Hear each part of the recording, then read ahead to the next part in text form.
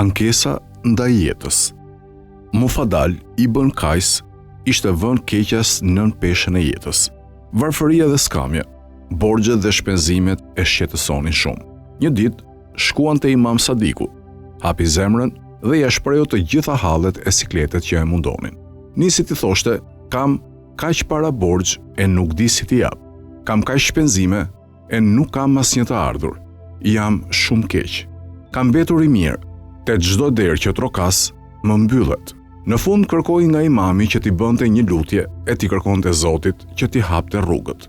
Imami urdhëroi një shërbëtore që ishte aty: "Shko dhe na e sill pak atë qesen që mensuri ka sjell për ne." Shërbëtorja vajti dhe e solli qesen menjëherë. Imami mori qesen dhe u kthye nga Mufadal ibn Kajsi dhe i tha: "Në këtë qese janë 400 dinar. Merri, janë ndihmë për jetën tënde."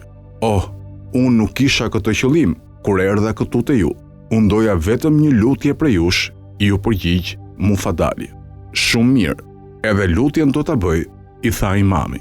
"Por po të them diçka. Kur mos u thuaj njerëzve vështirësitë dhe hallet e tua. Përshtypja e parë që lë është që ti e thyer e ke dështuar në jetë. Zvogëlohe shumë për mendjen e njerëzve e kështu humbet personalitetin dhe respektin tënd."